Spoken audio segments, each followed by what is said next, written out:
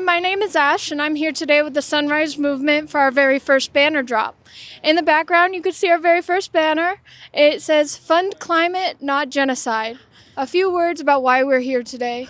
Our government is spending millions of dollars to take away organizations that protect the people of America to have safe drinking water and clean air to breathe, and are instead sending billions of dollars over to another country in order to fund a genocide. We as a people need to be here together today to stand up and say what our government is doing is wrong. We are going to stand together now and forever for as long as it takes to get our government to stand up with us. We at Sunrise Scranton are working toward building a better community, focusing on climate change in our own area. We are currently working on trying to get funding to do projects with our community for local cleaning, to possibly clean draining systems to prevent local flooding, and pushing towards protections for the future to prevent flooding and natural disasters in our own area as well as the rest of Pennsylvania and further. So we decided to do our banner drop here today in the riverfront on Wilkes-Barre River Street because we're currently in front of some of the floodgates that were built back after the 2011 flood that completely wrecked a large portion of Wilkes-Barre and Pittston area. The flooding was so bad that there are markings all across the city where it is above your head as to how high the water was. And these floodgates were built to help protect the people from a dangerous flood like that again, but it is not enough. We need to work with our government and with our community in order to ensure disasters like that never happen again. In Palestine, not only are we actively funding the genocide with sending money to the Israeli people, but we are actively harming the environment.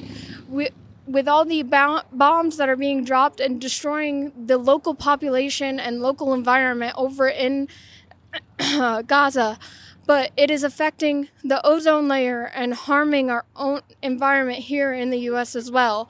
They are also actively bombing Palestine and the people in Gaza in order to steal oil for more fossil fuels, which also affect the environment detrimentally. The oils they're going to be taking from the land, and then they're going to be building vacation resorts for tourists on top of people's homes that were bombed to the ground, where people were buried alive and died in order to make money. And fossil fuels themselves are not sustainable. They don't last long. They burn up quickly.